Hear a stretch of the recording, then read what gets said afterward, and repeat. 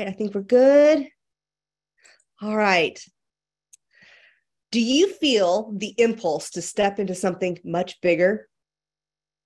Here's why and what's holding you back. A decade of research has revealed that achievement alone is no longer enough for women. Today, high achievers have a deep desire to self-actualize through their work. Women want to be leaders. They want to be change makers. They want to be highly visible and have their voices heard.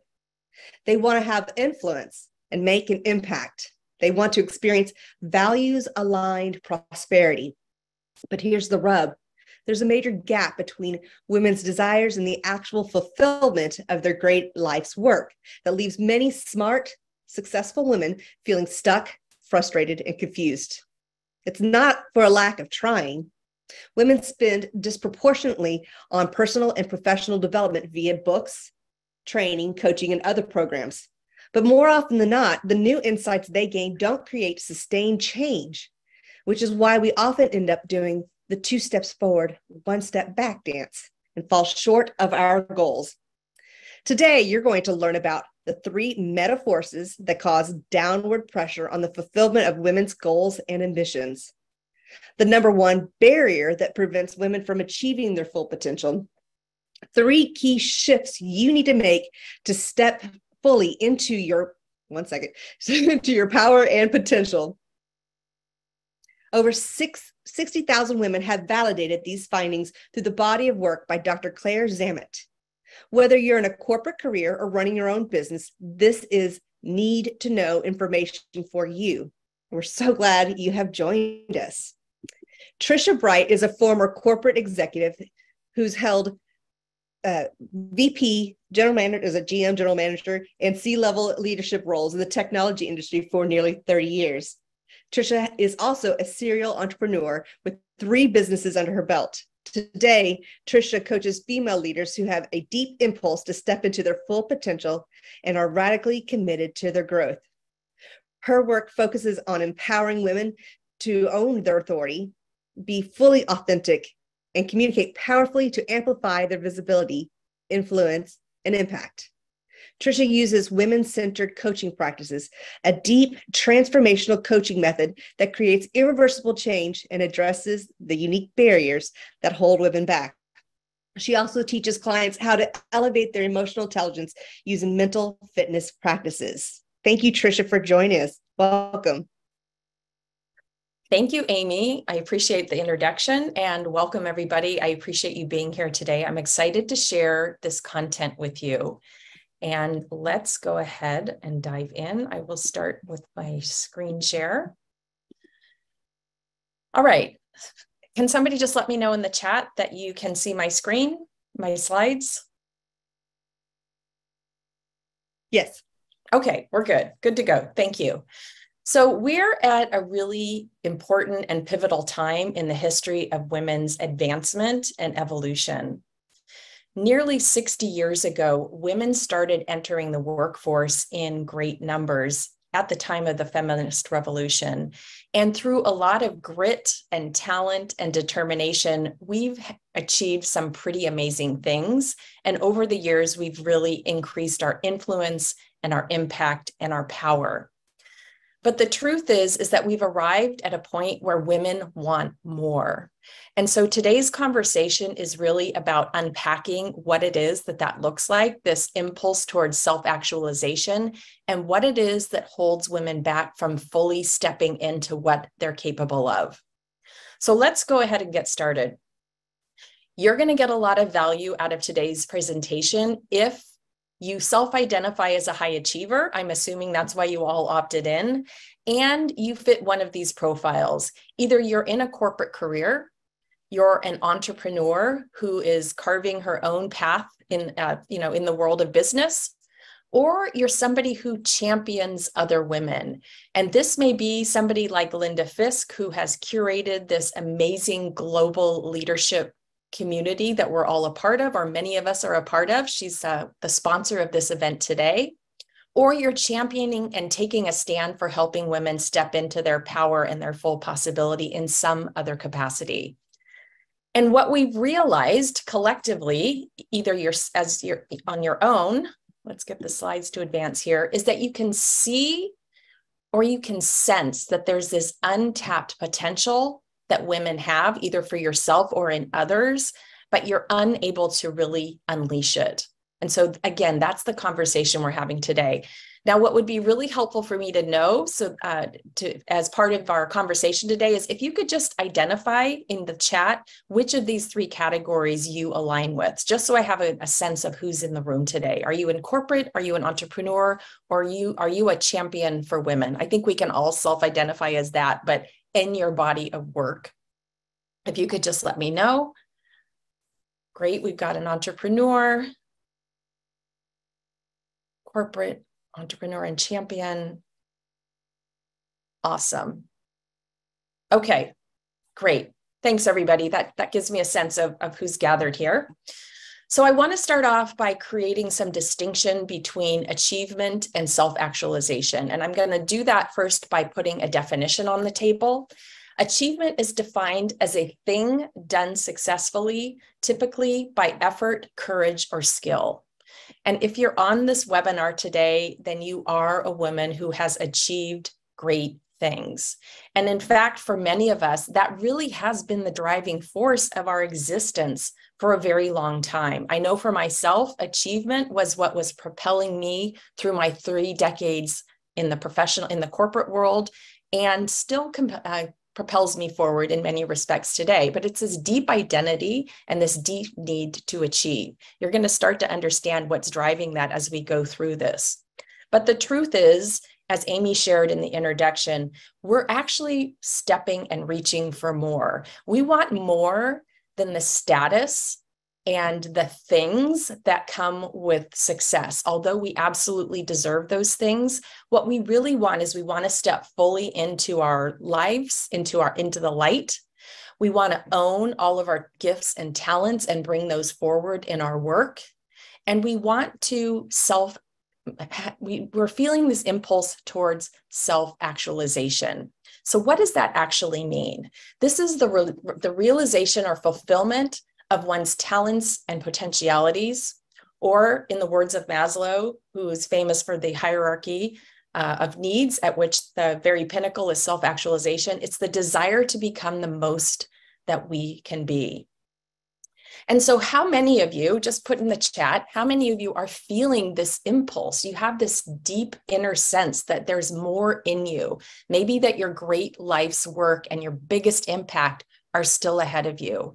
And you've been reaching for that, and yet you keep bumping up against your own upper limit. It's this experience of bump, bump, bump, right? You're trying to go for it, and you just can't break through into that zone of self-actualization. I see a number of people agreeing with this. So that is what we're going to unpack here today, what it is that's creating that experience, why it is that we can't get to that breakthrough level and really live fully into our possibility and the potentials that are inside of us. So let's get going. So my commitment to you today is to share things that are different, that this is not theory. These are not ideas that I've dreamed up on my own, but in fact, these are based on deep research. And I'm going to share with you what that research source is in just a minute. We're going to go beyond the surface. So we're not going to talk strictly at a conceptual level. You're going to start to have a really deep understanding of what's going on for you and for other women. And there are a lot of proven results behind what I'm going to be sharing with you today.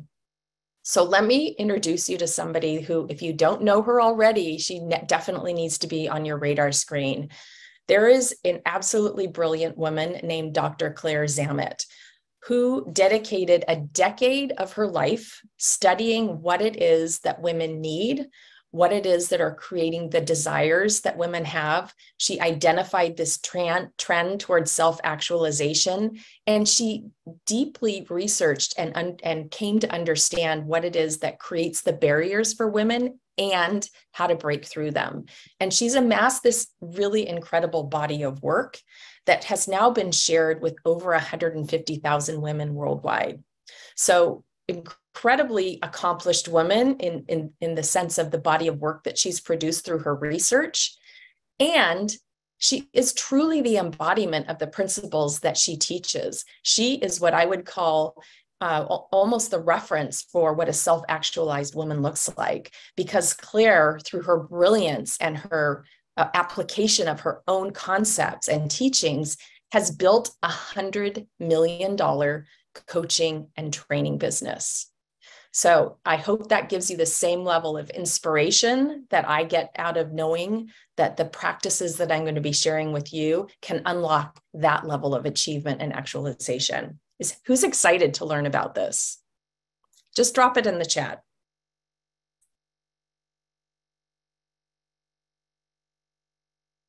Awesome. Thanks.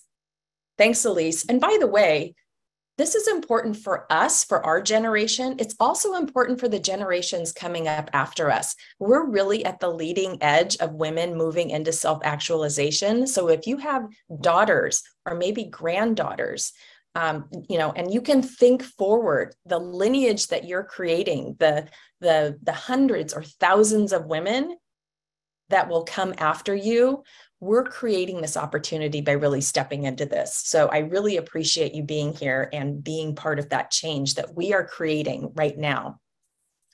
So what are the big challenges that women are experiencing as we are attempting to self-actualize? Many of us are experiencing this sense of being stuck or spinning our wheels. We're working hard, we're trying all the things, but we really can't get traction in the areas that we need to get traction. We're stuck in what I call SEO syndrome. We're stressed, we're exhausted, and we're in some form of what I call over-Xing. We're overwhelmed, we're overgiving, we're overworking, etc.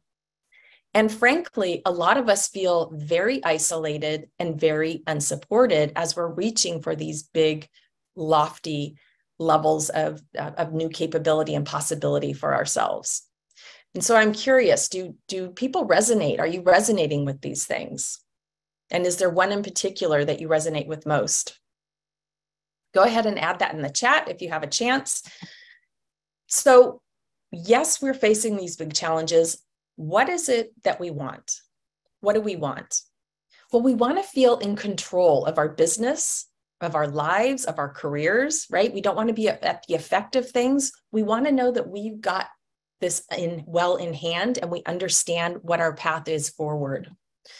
We want to be powerful creators of the results and the experiences that we want. We want to experience ease, flow, and well-being. We want to get out of that hustling, grinding, efforting, controlling way of being that is so often the part of the female experience. And we want an external life that matches and mirrors what we feel inside. We want to wake up in the morning and look around and say, holy cow, this thing that I dreamed, this potential that I sensed, I'm living it. I can see it in the outpicturing of my life experience. How amazing would that be? So let's talk about the 4 forces of self-actualization. These are some foundational concepts that are really important to get anchored into before we move into the body of work. So the first is, when you're on the path of self-actualization, you have got to commit to taking 100% responsibility for getting the results that you're looking to create. This means that you're going to be unstoppable in the face of challenges. It means that you're committed to showing up and doing the work. It means that you're going to be responsible for your successes and your failures, and that you're going to be a responsible steward of your feelings, of your actions, and of your behaviors. And you're going to have this deep self-awareness and an understanding of how you're showing up that's creating the results that you're getting. Number 2 is you need to orient yourself towards and self-lead yourself into growth. Growth is what unlocks the ability to manifest at the level of self-actualization. And really, self-actualization is a story of growth. And so we hear a lot about the growth mindset that's spoken of frequently. And I think for many women, when I ask them what that means to them, they really focus in on, this this commitment and this willingness and this openness to learn new things. And that's absolutely a part of it. But the more critical part of growth that you really need to lean into is really owning and being brave and responsible in the face of failures, setbacks, and breakdowns. Because the truth is, the path to self-actualization is a path of growth that includes a lot of those things that sound terrible, that can often feel terrible, right? Nobody wants to be facing setbacks and challenges and breakdowns. And it's having the ability to meet those moments with grace and courage, having this orientation towards leaning into them, taking the learnings and composting that and turning it into fertilizer for our growth. Those are the things that are going to get you to self-actualization, right? It's a very specific discipline that we need to have around growth. Next, it's expanding our capacities.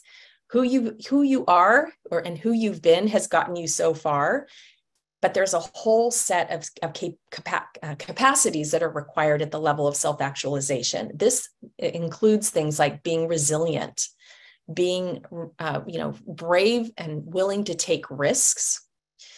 It means being anti-fragile in the face of failure. It means being incredibly resourceful, cultivating a powerful presence, and having the ability to generatively ask for and receive support, right? So drop in the chat and let me know if some of these sound new to you and maybe they represent growth opportunities for you. Can you see that already for yourself? Again, awareness is such a key aspect of this whole self-actualization process. All right, the last under sort of foundational concept here is that we have to disrupt our old patterns. We have to have awareness of the ways that we're showing up, the way that we're operationalizing ourselves around our actions, our behaviors, and our decisions that are going to allow us to get those breakthroughs.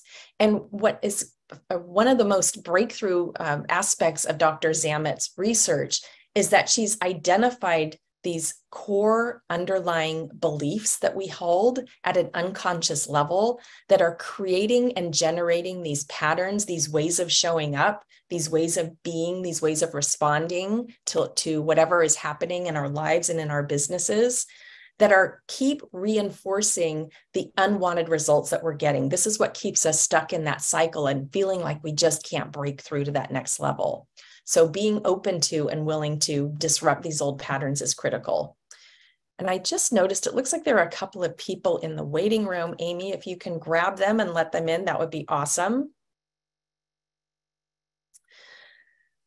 Okay, so here's a question that I have for everybody. Sorry, I'm just going to admit the people that I can see in there. Okay. What is in potential for you right now? What is the unmanifested possibility that you feel is available to you, right? Just take a moment to reflect on that, and you don't have to share it. But then the important question is, why is it important for you to really realize that right now, right? To not just let it go, to not let another year or 5 years or 10 years go by.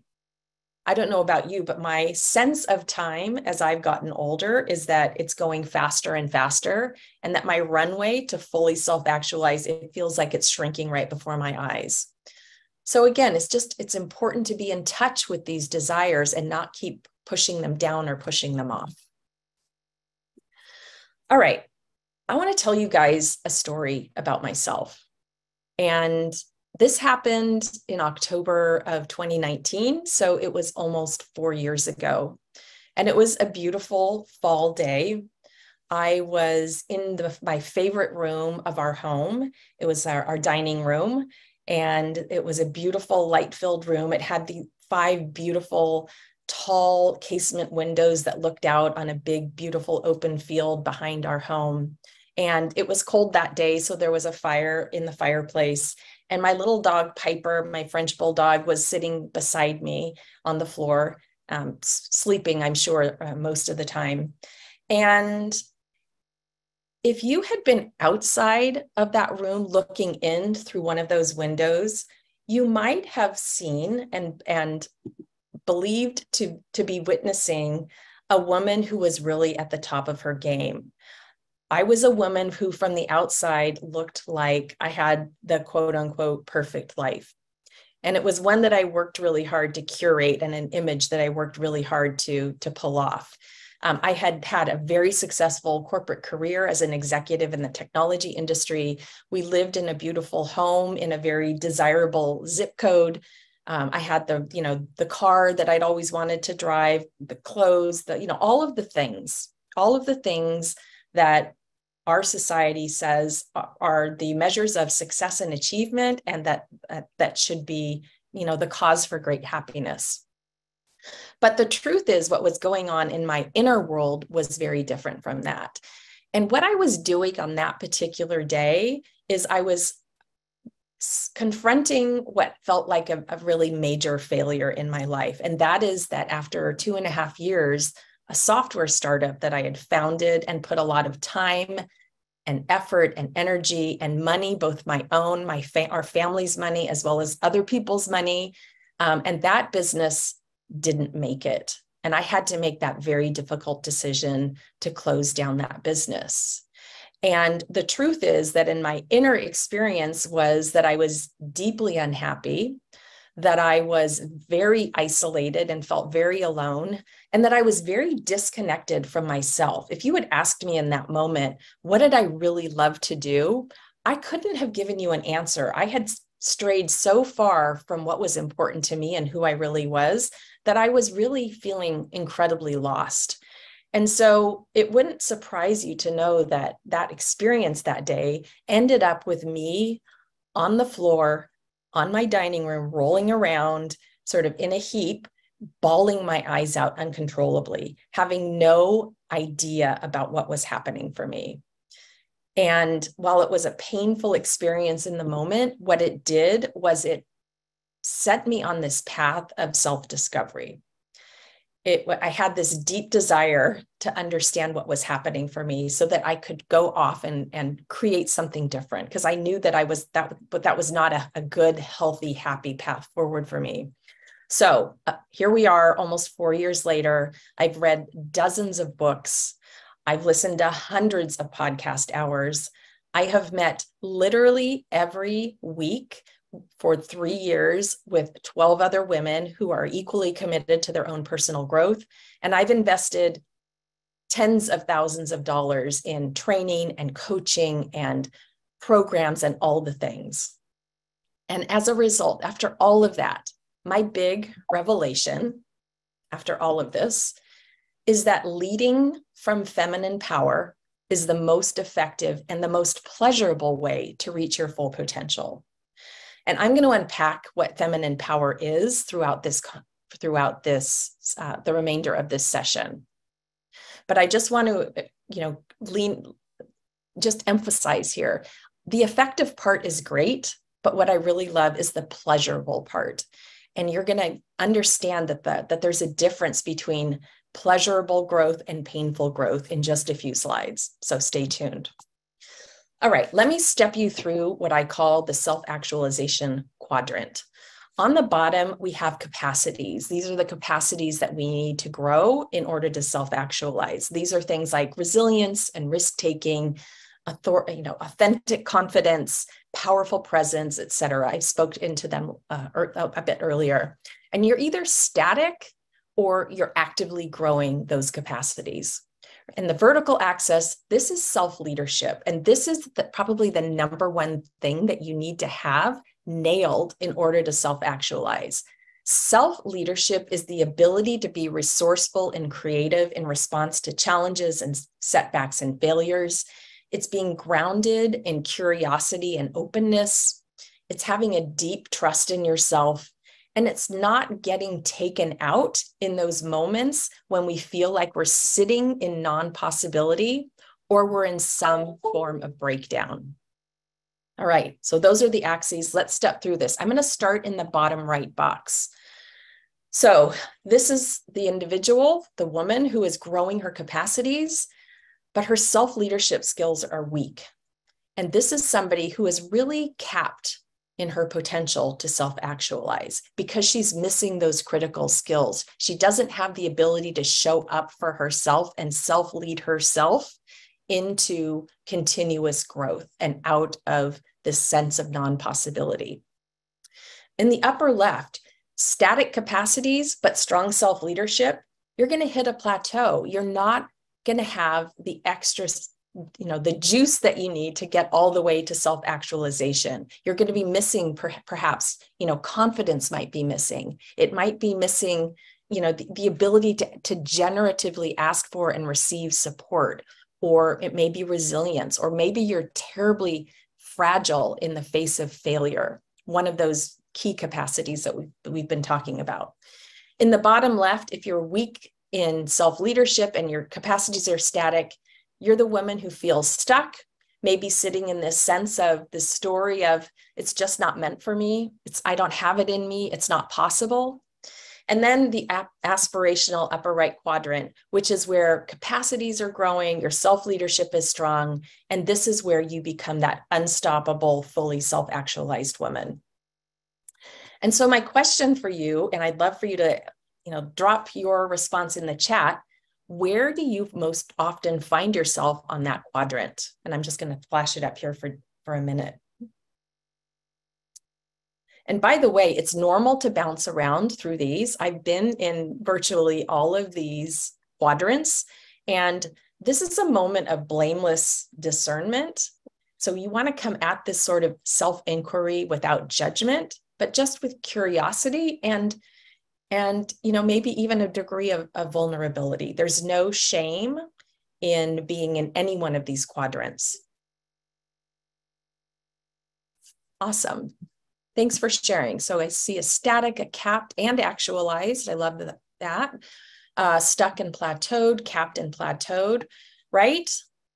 Okay, so this is the experience that we're having. We're feeling pulled towards self-actualization, but we can't quite get there. So let's fix that. Let's talk about what it takes. So let's start off with understanding why this is happening. There are three forces that are creating downward pressure on women. The first is something called the expectations gap. And this is that women expect 50% less of themselves than men of the same educational and socioeconomic standing and background. And if you're a woman of color, it's even less. So even before we get out of the starting gate, we believe that less is available to us. We believe that we're not as capable as men are in terms of achieving greatness. So talk about, putting a cap or putting a ceiling on our own potential, right? We are not even allowing ourselves to feel the full potential of what's available, which is what we keep bumping up against. Next, there's the power penalty. Both men and women judge other women extremely harshly if they're ambitious, if they're successful, if they're perceived as taking up too much space, of being too loud, right? And so in this context, a woman who feels compelled to want to reach for more holds herself back, right? She lacks the confidence and the courage to go for that because we have this deep need to belong. That's a primal need of ours. And so we're protecting ourselves. We don't want to be thrown out from the tribe. And we don't want to be penalized for our ambitions and our desires, right? So again, another form of pressure. Amy says, is this from family? It's cultural influence for sure. And in a given family, there could be an added measure of that. But for sure, these are big metaphors. These are part of the socialized mind that Clara talks about. And then the last is the fixed mindset. This is a fixed meaning that we assign about ourselves. That means that reduces what we believe we're capable of and what we're deserving of, right? And I'm going to talk a lot more about this on the next slide. The first two forces here, those are the big meta forces. We're really going to focus in on number 3, because this is where you have the most agency. This is where you have the most ability to make some change. And in fact, it's imperative that you make this change in order to self-actualize. So let's unpack this a little more. And this is the number one thing that women and girls do 80% more than men and boys. It's the number one barrier to women fully self-actualizing. And that is these fixed meaning beliefs that we have about ourselves, to which we assign causality, meaning we think that when we encounter problems and when we encounter setbacks or failures, it's about something that's tied deeply to who we are. And we make these are full of beliefs that are deeply based in shame. And they exist at the unconscious level, but they're operating all the time, right? There's like this hidden operating system that is causing us to bump up against this inner glass ceiling, as Dr. Zamet calls it.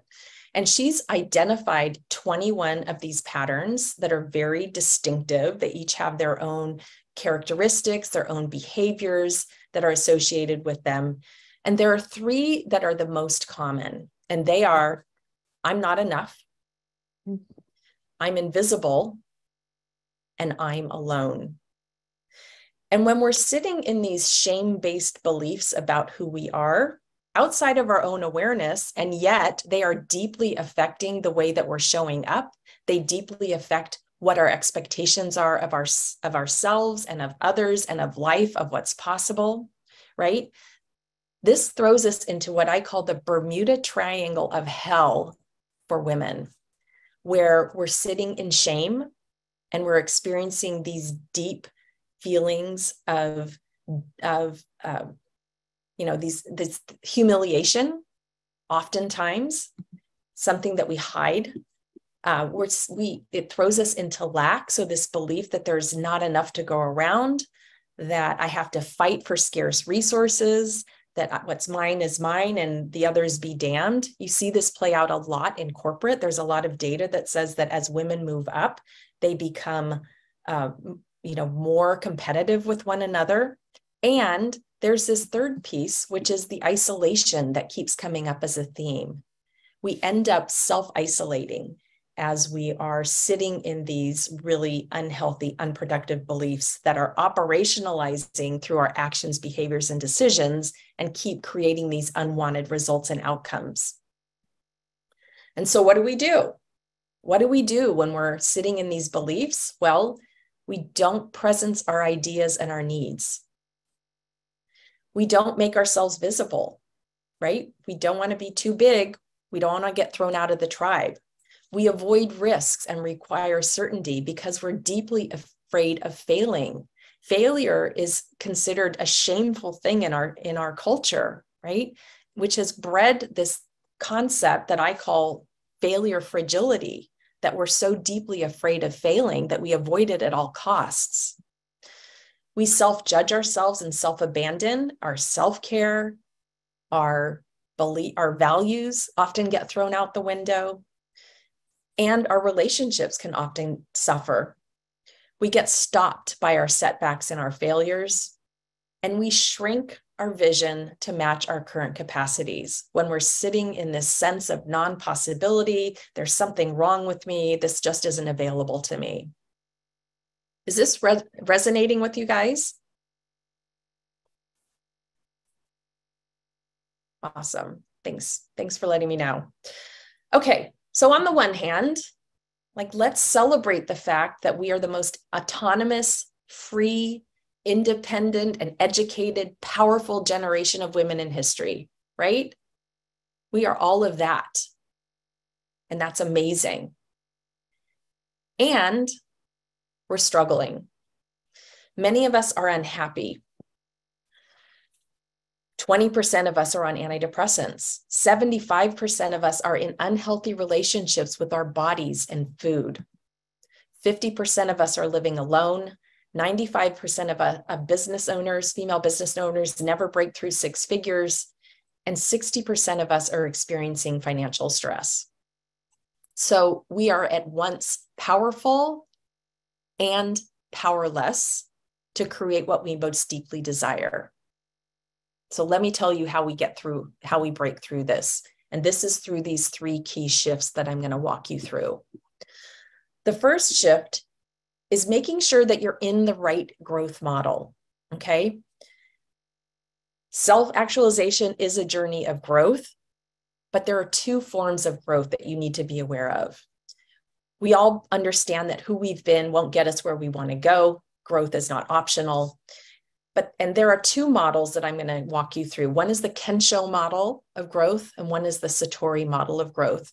And this, by the way, comes from a gentleman named Dr. Michael Beckwith. Some of you may be familiar with his work. Across the middle, I've drawn the line of self-actualization. We want to be above the line. So in Kensho growth, this is growth through pain. This is where we're still sitting inside of that old, hidden, subconscious identity that's sabotaging any new behaviors and actions that we're trying to put in place. The experience is forcing and white knuckling. It's like, oh God, I've got to go do this thing. I've got to, become this brave person.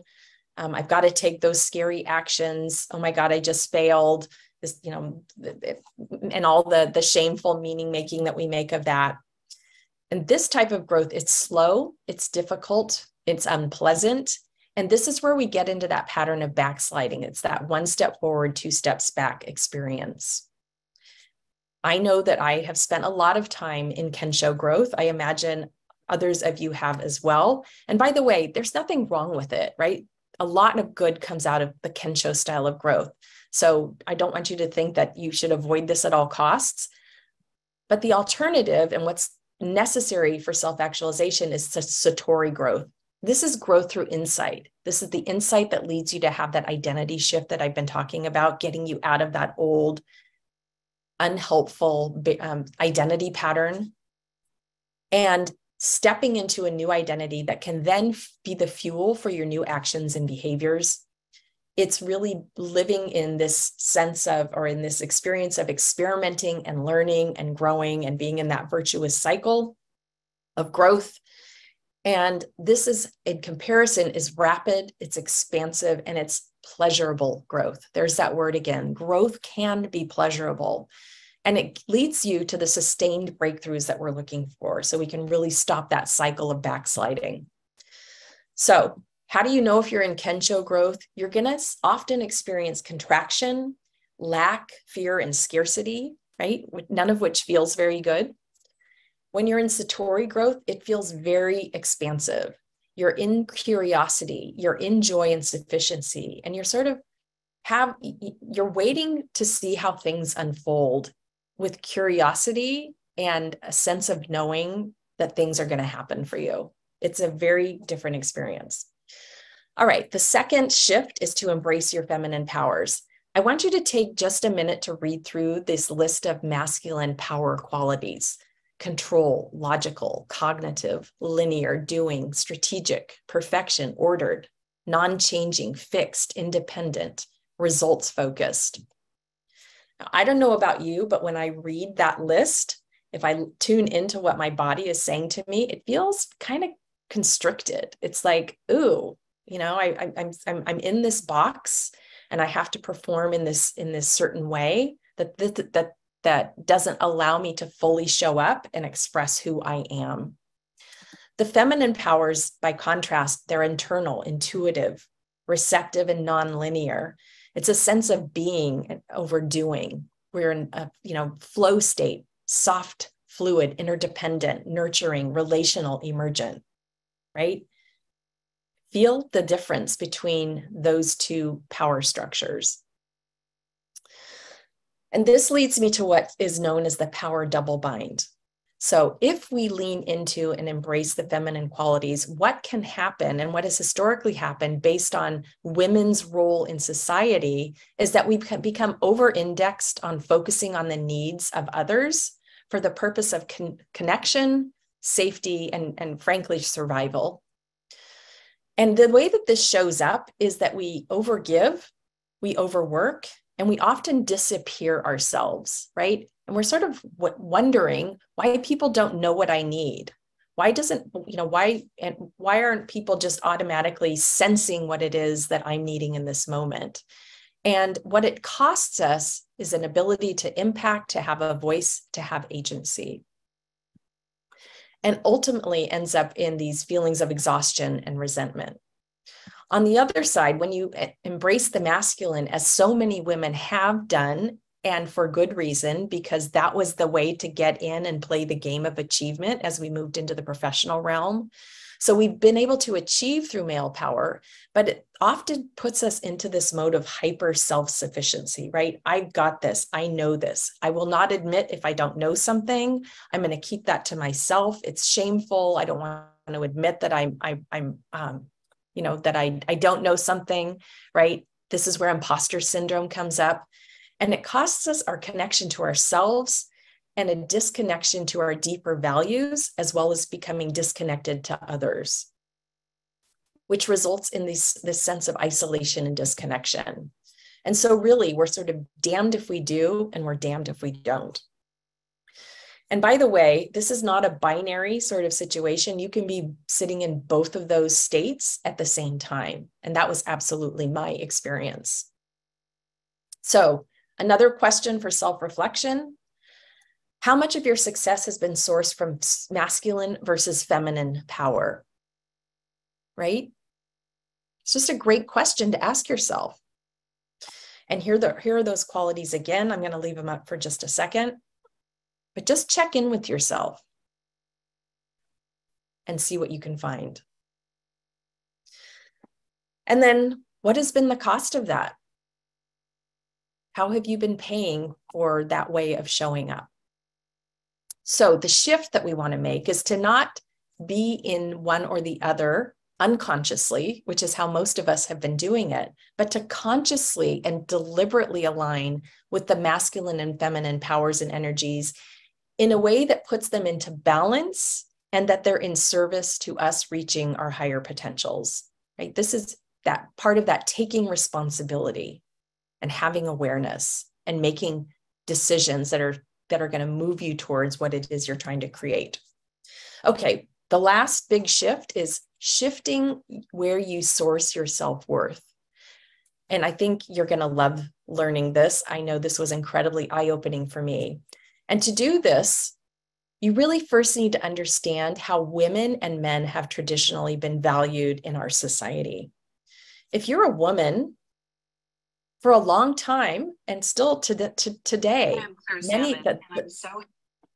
the values are around our weight and our body type, our age and our sexual attractiveness. How good a caregiver are we? Are we a super giver to family and friends in our community? And how much do people like you, right?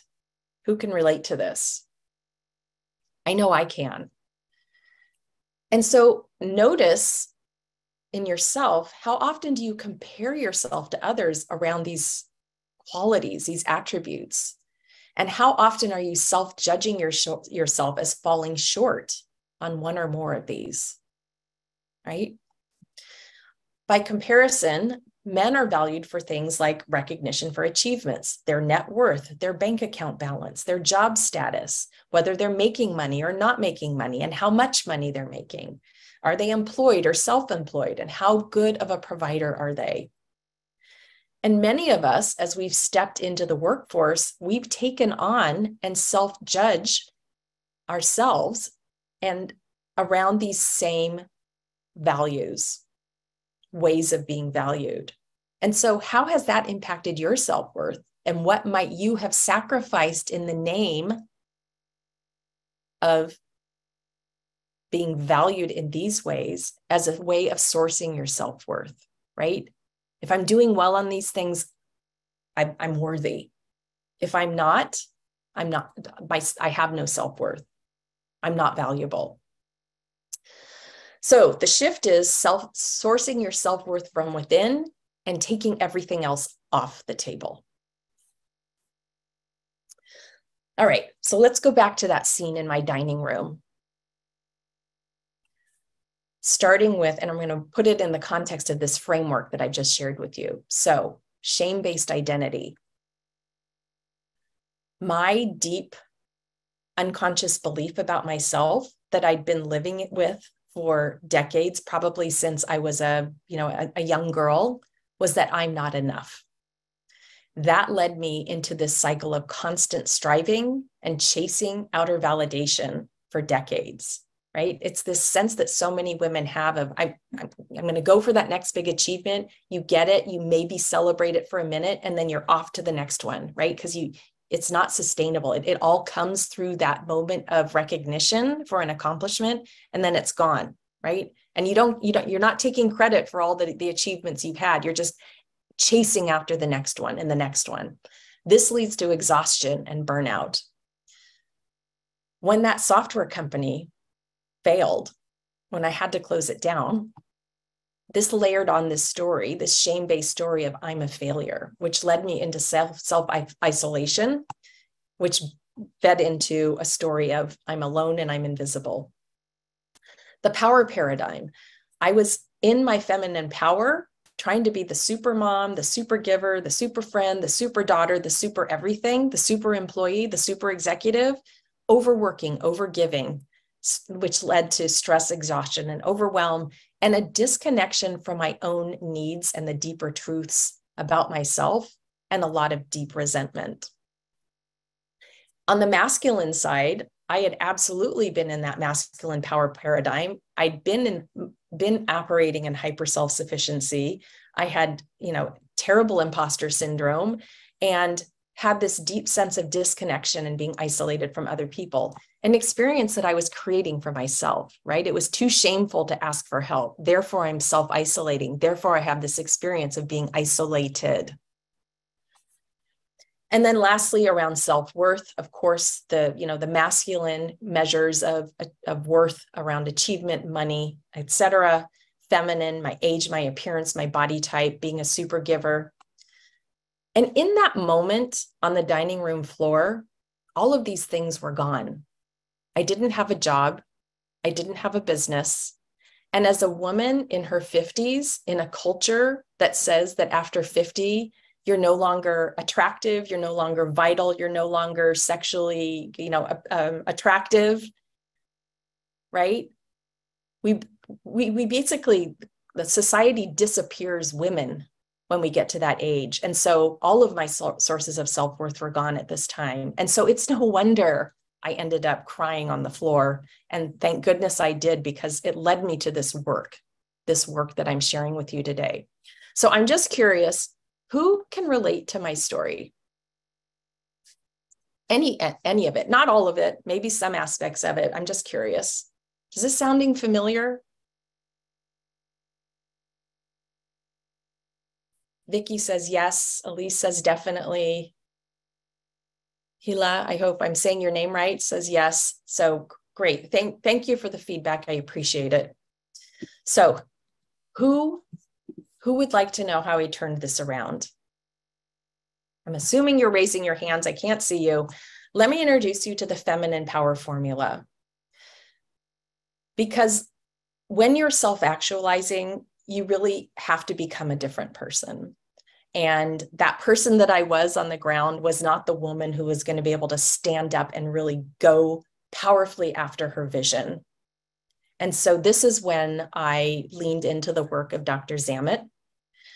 The feminine power formula has 3 components. The first is your identity, that deep identity shift that needs to happen, that recognition, that awareness, bringing that into the light so we can look at it and then start to dissolve it with love and compassion. You release that old story of who you've been, and you replace it with a breakthrough story that's steeped in the deeper truths about who you are, what's possible for you, the truth about other people, the truth about life.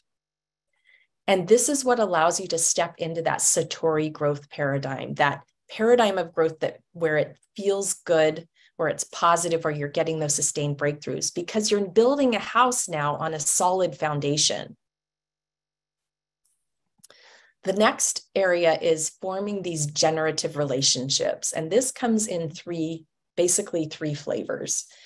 The first is generative relationships with yourself. The truth is we need to be in these very empowered relationships with ourselves so that we can hold ourselves through the difficult times, so that we can powerfully turn towards ourselves when we're in moments of weakness, so we can compassionately turn towards ourselves when we're in struggle, when we're breaking down, when we're feeling shame of any kind. And it's that sense that you can reach the hand across the aisle and help yourself up. And do it from a very deliberate place that you've curated, a sense of yourself and a knowingness of who you really are. It's incredibly powerful. You also want to be in generative, positive relationships with others. Your power becomes exponentially greater when you're growing and collaborating with other people and inviting them in to be part of your growth story. And there are generative ways of asking for support, and there are ways that we can ask for support that can push people away. And so it's really cultivating the first capability so that we can be in these power partnerships with other people who can stand for us, who are willing to act on our behalf. And then lastly, life. Just being in a relationship with life where you have trust that things are working out, that all of life is organizing around your success. And even in those difficult times when it feels like life is being terribly unfair, you still have this deep, resonant feeling in relationship with life that feels very supportive and allows you to let go of the reins a little bit, right? Like you don't have to be gripping the reins so tightly. And that is such a wonderful feeling because you are so anchored in this trust that things are going to work out. And then lastly, the capacities that I've been speaking of, the self-leadership, the risk-taking, resilience, et cetera. I'm not going to spend any more time on those. So that's it. That is the feminine power formula. And what I can tell you from my own experience is that when you step into your feminine power in this way, in this very deliberate way, you can manifest your potential joyfully and easily. And I just want to share with you before we close, I know we're just 2 minutes out, this beautiful quote from Dr. Zammit, who says that the act of a woman coming into power is world-changing because as we do, we're transforming the underlying structures of our world and our culture that will not only enable you to rise, but all of humanity can rise in the process. So we really are standing at this pivotal moment where for ourselves, it's a beautiful opportunity, but it's also, I would say, almost an obligation we have as women for all the women who came behind us and allowed us to get to this place and have these opportunities, for us to really step into that so that the women that come after us can have that and more.